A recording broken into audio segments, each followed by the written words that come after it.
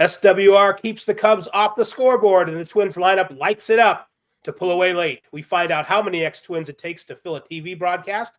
Luke Keaschall tells Zebby Matthews he wants him to throw at his broken arm. A lot is going on as long as you get Locked On Twins.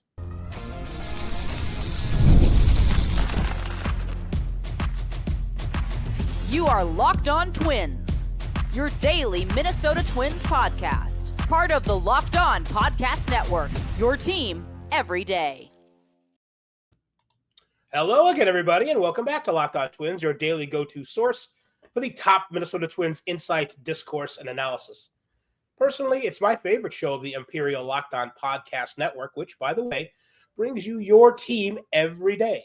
Don't forget to hit like and subscribe where applicable. I'm Dave Brown, an MLB writer who has never taken a hard one, but I am a BBWA member and a Hall of Fame voter. Across the Great Plains of cyberspace is Brandon Warne, who probably has been the recipient of one too many purpose pitches in that town ball league.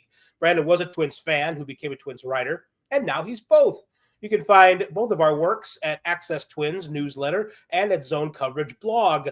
On the podcast today, the Twins were in the process of eking out another close one against the Cubs when the offense woke up late with 3 home runs in the 8th inning. Simeon Woods Richardson might have appreciated some of that earlier whilst he was still in the game, and Rocco might have let him pitch longer. As it is, let's be happy with his 5 scoreless innings. The Twins TV booth was hopping with ball player activity Tuesday night as the broadcast tried something different. No Corey Provis and 4 analysts, count them, including one who fans might recognize as staff ace Pablo Lopez. We will review their performance. Zebby Matthews and Luke Keaschall are getting closer to returning, to the point that during a simulated game yesterday, Keaschall told Zebby to throw one up and in near Keaschall's busted arm. Someone has a death wish. We will look into it. The Twins minor leagues also yielded some good news with Emmanuel Rodriguez back in the lineup for AAA St. Paul for having perhaps his best game as a pro. We will tell you about it. But first, today's episode is brought to you by FanDuel. Right now, new customers can get $150 in bonus bets when their first $5 bet wins. Go to FanDuel right now and start dueling with fans.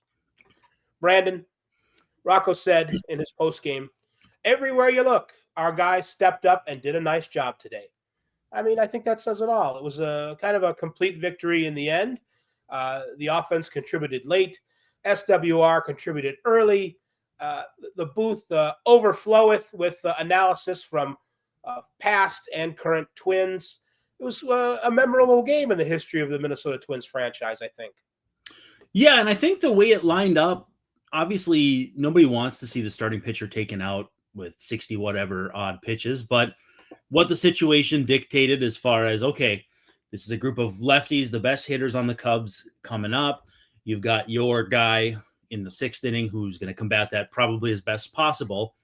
And, someone brought up, well, what about when they come up in the 8th? Well, Griffin Jax is throwing that inning anyway. He came into yesterday 5th in MLB in most pitches thrown in the 8th inning. He lives in the 8th inning. So the bridge to get to that, and to Duran, who was not available, and we were not privy to that information. The bridge to that, though, has to be built. And if you have a bigger lead, you can let Simeon Woods Richardson throw that 6th inning. But the idea that you got to let him get a hit or give up a base runner, well, no, then that takes it out of the hands of SWR and into a reliever who comes in hot water. And they don't want to, most guys don't want to start innings like that. I think our friend Grant showed that like 75% of relief appearances come at the beginning of innings. And I think that that's just what guys get used to. So it was pieced together in a way that if you were going to be the opposite of the people who rally against Rockhead, this is how a game is supposed to look. If you can't get more than 5 from your starter, you piece it together based on, okay, Coulomb gets the lefties, Sands gets the bottom part of the order, Jax gets the top part of the order. And then, either the offense picks up the slack and you can pitch, Wentz, who has since been DFA'd, or it doesn't pick up and you end up going to your big guys at the end. In that case, Duran not available, but it didn't come to matter. That though is like the exact antithesis of the Rocco overthinks his managerial decisions, this, that, and the other thing argument. He had a game go exactly as he would have liked by pushing the buttons he needed to push as manager. I think this is the game I would point back to for the anti-analytics crowd, like, yeah, there's so many different ways that a gut manager wouldn't have taken a guy out at a certain time, but it probably wouldn't have worked out as well as it did last night. Rocco even came out and said in the post-game scrum that, if SWR had a few more runs to work with, that he would have kept him in longer. And I think you said he threw 61 pitches. Yeah. So that's, ultimately we want to get, the Twins want to get SWR pitching later into games effectively all the time. But remember where he was a month ago. His ERA was, I think, 5.74. He was sent to the minor leagues because he couldn't, not only could he not get through the fifth inning, he wasn't getting through the first or the second or the third without lots of traffic and without lots of runs. He had to kind of do a reset and reassess where he was and figure out again, as a lot of young players do, how to get outs in the major leagues, because everybody is as talented as you are, and you're not going to get by with just okay stuff anymore. It's not like when you were better than the competition consistent in the minors. So, Rocco even said, like I said, if there were more runs to work with, he would have been in the game longer. And it was going to be kind of one of those tight games. It was very comfortable. Even the bullpen in the game, there was some traffic. Cole Sands, it was great. It was a great. I mean, that's kind of an underrated part of the game. It was against the bottom half of the order, but it was great for him to come in and have a clean inning in the seventh. That was huge. And Louis Varland was ready to go in the ninth, like you said, because Duran has got some kind of illness. They even sent him home. And not only was he not available, he wasn't, I don't believe, in the ballpark by that point in the game, because I don't know what he's got, but so other people didn't get sick. Yep. They sent him home. So people probably would have an issue with that too. But. Well, I guess when I look at it, everybody involved would like to see Simeon Woods Richardson throw more than 61 pitches. Simeon for sure would. He's a competitor. But everybody that thinks Rocco Baldelli doesn't want to do that doesn't understand the game, doesn't understand how this all works. Rocco has to manage the big picture. You guys are 3 games under 500. You have to get as many wins banked as you can before the break, before the deadline, before this, that, and the other thing, not the least of which to save your job if you're the manager. And then there's the ownership looming above that. And if a new ownership cleans house, there's so many aspects that just, man, I feel bad for SWR not getting to do that. You can win, you can develop, but it's very hard to do both at the same time. And it was the Timberwolves thing too. Like, they didn't develop their point guard enough. Yeah, well, they needed to get to the playoffs, and then they got to the West Finals. You can't go back and say, I would have liked to do this differently, because then it changes the result. So, yes, if you're okay with punting a game now when you desperately need one, because Simeon should go back out there to face Pete Crow Armstrong and Seiya Suzuki and Michael Bush, who's the best hitter in baseball the last 3 weeks, I'm sorry, that you have to understand where Rocco is in terms of all of the different masters he's serving, above all, winning being the top one. Yeah, especially that part, because look at where the Twins are in the standings and in the overall. If you pull back a little bit, they've played better in the last week or so, but they have come off a stretch where, basically it was the entire month of June, where they weren't winning games, and they're slipping not out of the playoff race, because it's going to take a big-time slip-up to get out of the playoff race in Major League Baseball. You have to be White Sox or Rockies bad. The Guardians dropped a game and a half after losing like 9 in a row. Like, that's where we're at right now. That's a great way to put it. It's everyone's still in it, no matter how mediocre or even bad the Twins have played lately. However, at some point you have to, especially against some of these better teams, you have to sort of treat them like must-wins. Mm-hmm. And you can't, it's very old-fashioned thinking. And I say old-fashioned like, not relevant anymore, kind of old-fashioned, not the good old days kind of old-fashioned, to think, well, just because he went through the lineup a couple times, that Simeon Woods Richardson is going to do it again in the next inning. That's just not how it works. We know we have too much data to show that chances are he's going to give up some hits and some traffic and some runs and put a bigger strain on the rest of the pitching staff by keeping him in. That's why the extra lead would have been nice in the 4th inning or the 5th inning or whatever. so that maybe he could have. I mean, again, it goes back to other games that the Twins have lost where the starting pitcher has been out after the 5th inning. And yeah, it stinks that it had to happen that way. But, when is the offense, I'm speaking of previous games, when are they going to score some darn runs? Right. I mean, they finally did in the 8th inning. They woke up, and Jeffers and Castro and Bader all hit home runs against Porter Hodge, who used to be a high leverage reliever, but now he's kind of a afterthought. Just keep it close for us, Porter, but he didn't really do that. The offense needs to do its job too. It's a complete a game isn't just the starting pitcher going through the lineup a third time or how the bullpen does. Sometimes you need to score some runs too. Thankfully, eventually the Twins did, and it worked out in their favor. But it is stale thinking to just keep the starting pitcher in until he implodes. That's just not how things are done anymore, thankfully. How things are done now is we're going to take a commercial break and come back and talk more Twins baseball. Well, we all know very well that summer sports, are in full swing. And whether you're about baseball under the lights, golf on the green, or high-stakes soccer action, FanDuel is the best way to make every game even more exciting. Think about it. You're already watching the game. You're already watching the event. Why not get some action on the action and make it a little more thrilling? That's where FanDuel comes into play, because with FanDuel, you can get in on the game while all your friends are getting sunburned at the beach, or like I was this morning mowing the lawn.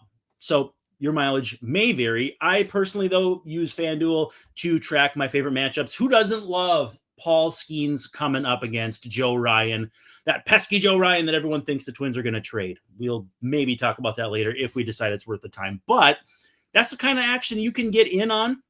It's easy to use, pays out quickly, and makes even regular season games feel like must-watch events. If you've got a good feeling that Joey Wentz is going to close them out, you got a chance to gamble on that. And you are much bolder than I am, my friend. But whether you're placing a same-game parlay or watching a bet ride into the 9th inning, FanDuel makes it feel like you are part of the action. New to FanDuel, new customers can bet just $5 and get $150 in bonus bets if your first bet wins. Open the FanDuel app today or visit FanDuel.com to get started.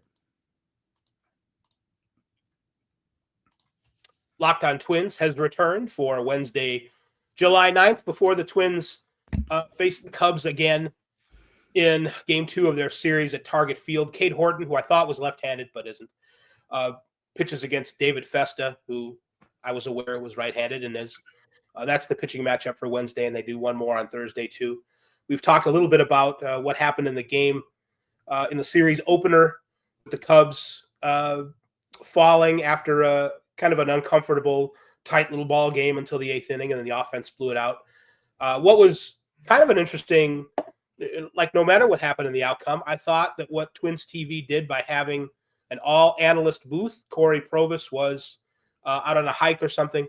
I don't know. It was the Cubs. He had old friends in town. I don't know. I'm not sure. Maybe you know why. I think he's celebrating his birthday. Oh, well, you know what? It's great that you don't have to work. The Twins have enough employees that the guy doesn't have to work on his birthday. That's great. That's a great pull for them. But they had Trevor Plouffe in the booth. They had Glen Perkins in the booth, Justin Morneau in the booth, and they added Pablo Lopez, who is not on the active roster, but he's on the injured list and hopefully coming back sometime this season, please. I thought it was really a refreshing broadcast. I don't know that it would work every night or that we would find it. Certainly it wouldn't be novel after a while, or that it would work as well. You know, there's still some things about it where I think it's probably a good thing that you have Corey Provis in the booth too, to talk about, when there are transitions and sort of keeping everybody in line. But I thought they all did a great job of not talking over each other and adding a little something and having a good time. And it was a lot of fun. It was a really good idea. Yeah, and I thought Glen Perkins did a good job being the de facto traffic cop. It sounds as though that Morneau and Plouffe are each going to get a game to do that as well. I can't remember the order of which, but the next two games are going to be also the same. And it'll be a good test to see, if something like that has more shelf life than just a novelty. Like the ESPN would do like the Nerdcast. I don't know what they called it, but it was like Mike Petriello and I don't know who else would be on there, but it'd be the people that I would be more apt to want to listen to than some, stodgy old player and a guy with a really great voice who doesn't understand the game. Like, I'm not picking out specific people. I'm just saying I'd rather listen to nerds than people who are only there because it's like a requirement of their job. So I thought they did a great job, though. I thought it was informative. It was fun. But I don't remember who made the point.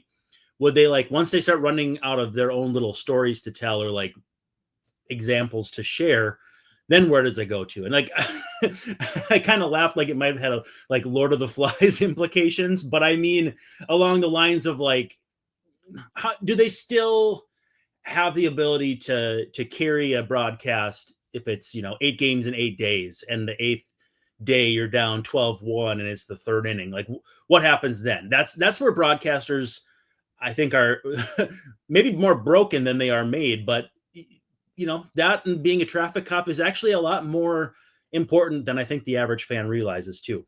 Well, I think it's real easy to talk too much on a TV broadcast. You don't have to. If you did a transcript, I think, if like you had an Otter AI situation where you did a transcript and you analyzed all the words that are said on a radio broadcast, it would be significantly more than it would be on TV, which makes sense. That's the way it should be because it's radio and you can't see what's going on unless you're having to have the radio on and you're watching the game too, which people do.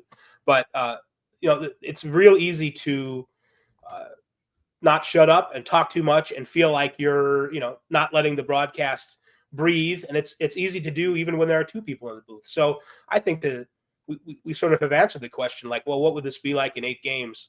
Or if it was done every day, I think it would not be as good. So there's an anxiety.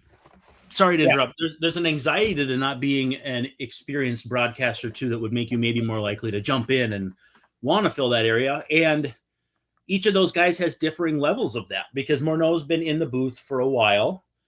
Perkins has been in the booth for a while, but not as long.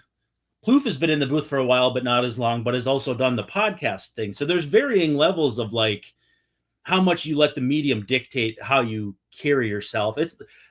They did a really nice job with what I don't think people realize is as difficult of a dynamic as it actually is.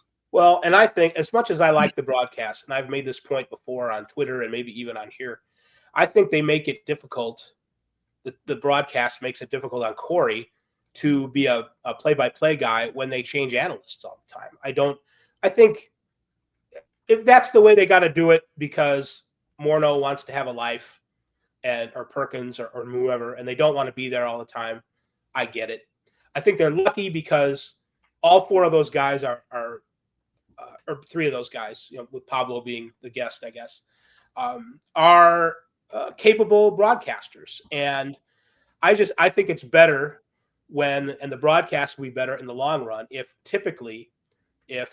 for many series in a row, Corey had one guy who was his cohort. And, maybe this is just an old head talking and things are never going to be this way anymore. But I think that makes for better broadcasts. It makes for better symmetry, makes for better chemistry. It makes for, like I said, knowing when to talk and when not to talk and having a partner and it being a tandem kind of thing where the 2 people are working together. That's a lot harder when it's one person, one series and another person the next and so forth. And I have an idea. Maybe it's this booth is a survivor construct.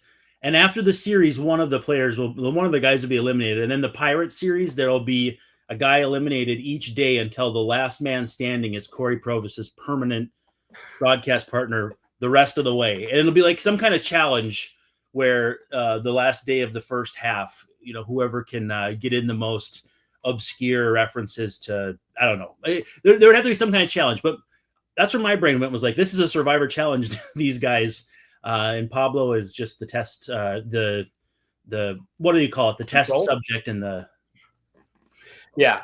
No, I liked, you had a thought too, that after several games of this, does it just come down to like chaos in the booth where, people are just trying to make it listenable? If let's say they have like a losing streak and all 4 of these guys are together in the booth for the same time.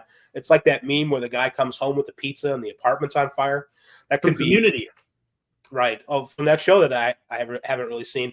It's Donald Glover. He's the Also, Childish Gambino and other incredible musician. One of the people I'd most like to meet.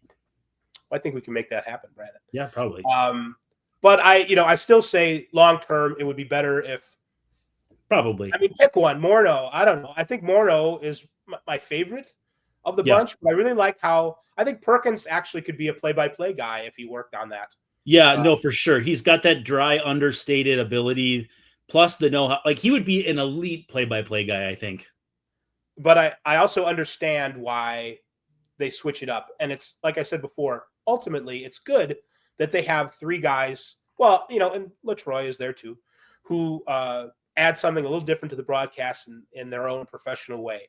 It's not necessarily that way on other teams. The Twins, I think, have it better in that they have people who are available and able and willing to do it. So it's not Jack Morris and Bert Blyleven anymore, or even even Roy Smalley would be bringing different energy than these guys. But they really give a modern, unique energy that I think is what the game needs to keep retaining younger fans or bring younger fans in who want to maybe learn more about the game. Yes, they teach well, or they instruct well, they inform well. Yes. But I'll be looking forward though when Provis is back in the booth, because I think that will be better in the long run too. But this was a nice, for one game or one series or whatever, a nice change of pace. I don't know was this Falvey's idea? This seems like a Dave St. Peter idea. I don't know, but his parting gifts, his pardons. He's pardoning Corey Provis for one series. We're going to give you all not a parting gift, but like an in-between gift, and then we'll come back and talk more Twins after this. If you're running a business, you know that every missed call is money left on the table. Think about the last time you had a service emergency. I know for us, it was our dishwasher, but if you've got like a burst pipe, wash machine, you name it. If the first plumber didn't answer, did you wait or did you move on to the next one? Of course, you know what you did, because that's why having a reliable business line is so important. That's why you need OpenPhone, because if you didn't and you were that first person they called and didn't answer, you lost a possible client, repeat business, all those things. OpenPhone, again, it is the #1 business phone system, and it helps you streamline and scale customer communication, all from an app on your phone or computer. My wife has her own business. She's been talking about separating out those lines, because you got to separate your personal calls and your business calls. Not so much for any reason other than it's easier to kind of dictate who has control or access to you, not control of you, but access to you at certain times of the day. This is a way to do it. And again, I cannot emphasize enough, OpenPhone, great option for you. And the AI agent will handle your after-hour calls, answer common questions, and captures leads, so you never miss a customer again. You're not going to be that plumber who lost out because you didn't answer the phone. OpenPhone is offering Locked On Twins listeners 20% off your first 6 months at openphone.com/LockedOnMLB. That's OPENPHONE phone. That's OpenPhone. I'm making sure I spell that all correctly. .com/LockedOnMLB. And if you have existing numbers with another service, OpenPhone will port them over at no extra charge. OpenPhone. No missed calls. No missed customers. Locked On Twins final segment for July 9th, 2025, Wednesday afternoon, before the Twins and the Cubs play again. In the finale, not in the finale, but in the middle game of their series, Cade Horton, not a left-handed pitcher, although it sounds like it, going for the Twins. So we'll see about that. And David Festa, there's another guy. We talked about Simeon Woods Richardson being able to navigate past the 5th inning. It'd be nice if David Festa could. They're not using an opener. I guess we can't. They're not.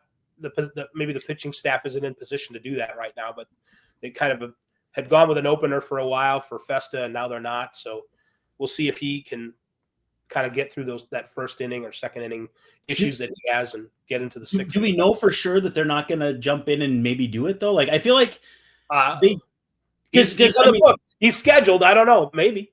So Joey Wentz got DFA'd, and they're bringing up Anthony Misevich. Your pronunciation may vary. If you were going to open with anybody, a lefty against the Cubs, I don't know. Yeah, maybe. Hey, Rocco, we mentioned earlier that Jhoan Duran was not available for the game, but nobody knew that. It wasn't. The Twins have this thing where they did it with Buxton too, when Buxton was actually going to the funeral of his cousin and wasn't available. And the Twins are like, hey, this thing's going on, but we don't want the Royals to know. Yeah. So baseball teams do this where they knew that Duran wasn't available. They just didn't want the Cubs to know. So it came out later that no. Rocco calls down. They're like, he left. Yeah, he's gone. He took today off, or no? He's sick. Took off. We told him we'd tell you later. So there's a little gamesmanship going on. So long story short, it wouldn't surprise me if Mashevich was saving it all for the first inning. So, and I've seen a couple of people go, hey, the Joey Wentz era is over. Hey, when you're left-handed, these things are never over. He touched 96 last night. I'm here to tell you, if he clears, send him to St. Paul and see if you can figure something out. Well, they don't. They have an opening because Anthony Mashevich is gone. Yes. So something that happened not in the game yesterday, and hopefully we'll get a chance to talk about some things in the minor leagues too, but they did a simulated game. I think that's what it was called. So they have names for all these things. A sim game before the sim game. It was whatever. It was Zebby Matthews was pitching like he meant it. Luke Keaschall was hitting like he meant it. Those guys are getting closer to rehab assignments. But Luke Keaschall to Zebby's like, hey, I want you to throw up and in on me. And Zebby's like, on your arm? The one that's broken? Keashaw's like, yeah, I can get out of the way. And he did. Zebby threw up and in. Keaschall got out of the way. He wants to take some of the mental, emotional rust off, I guess. Sure. I love a method actor. I think Harrison Bader is a little bit of a method actor, and I think his prodigy is Luke Keaschall. I like how he's they look a lot alike. Everything. They look like it looks like somebody tried to perfect Harrison Bader and make a younger version of him, and that's what happened with Keaschall. So Bader still got the hair flipped down, but Keaschall looks like he could flip his hair if he wanted to.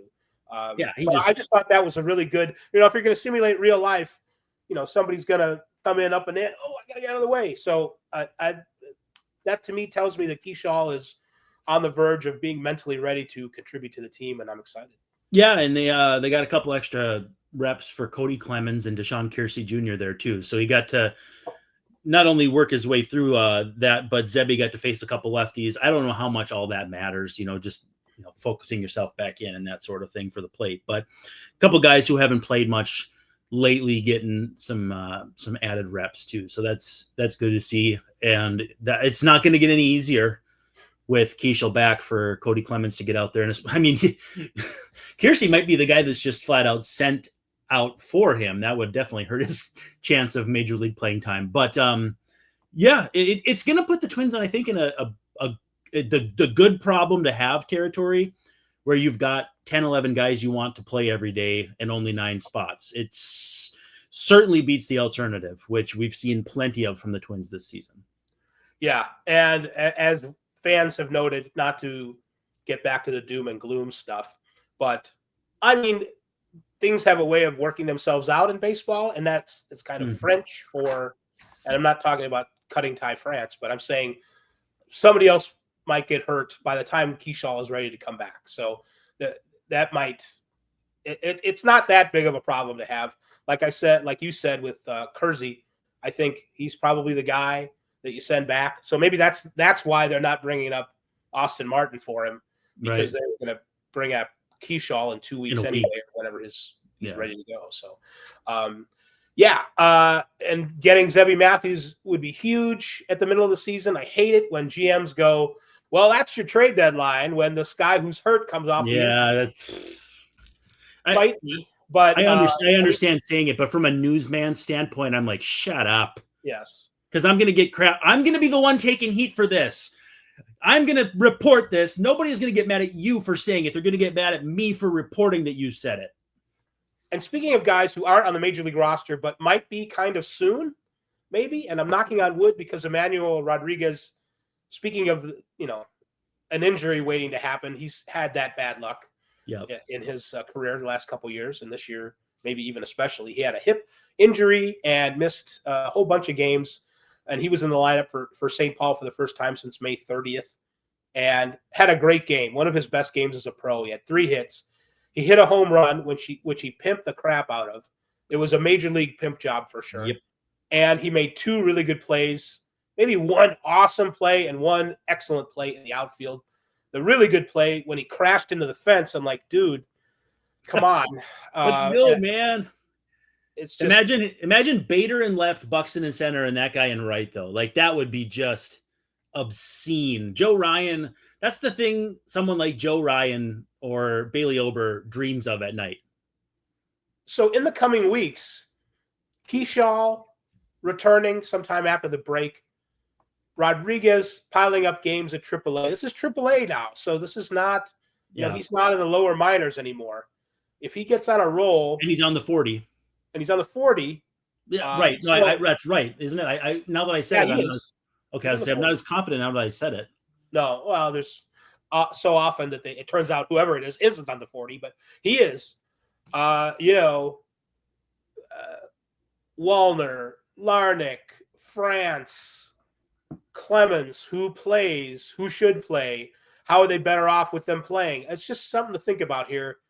The Twins might, I mean, like we said, someone else might get hurt. The people we're talking about might get hurt again. Who knows?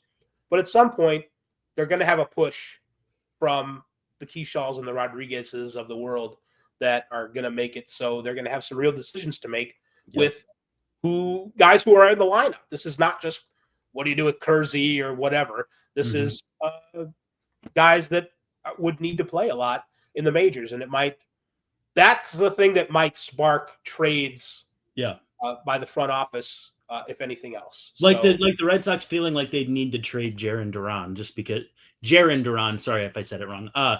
Not because he's not a good player, but they have a bunch of outfielders that are coming up. So it's not always, we want to be rid of this guy. Sometimes it's just to clear a logjam.